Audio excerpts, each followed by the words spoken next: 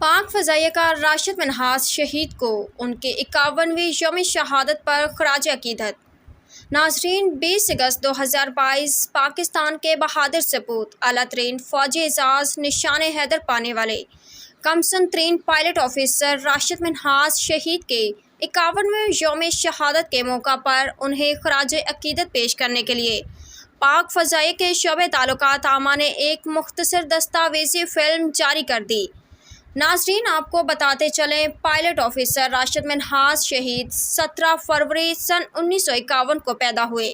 ملکی فضائی سرحدوں کی حفاظت کے جذبے سے سرشار راشد منہاس نے 14 مارچ سن 1971 کو پاک فضائیہ کے 51ویں GDP کورس میں کمیشن حاصل کیا۔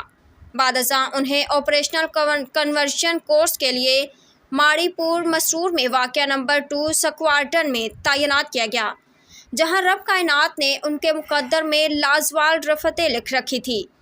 ناظرین، آپ کو بتاتے چلیں، 20 اگست سن 1971 کے دن راشد منہاس کی قربانی سے ایک ناقابل فراموش داستان رقم ہوئی۔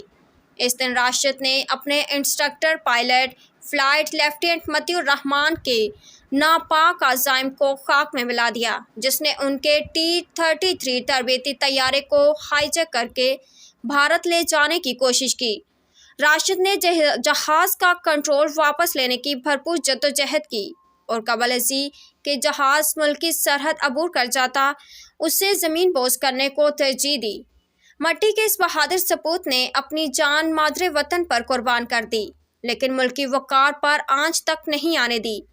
راشد منہاس کی اس عظیم قربانی اور ناقابل فراموش شجاعت کے اعتراف میں حکومت پاکستان نے انہیں ملک کا سب سے بڑا فوجی اعزاز نشان حیدر عطا کیا۔ راشد منہاس شہید ہماری آنے والی نوجوان نسل کے لیے مشعل راہ ہیں اور ان کو شجاعت و قربانی کی علامت کے طور پر ہمیشہ یاد رکھا جائے گا۔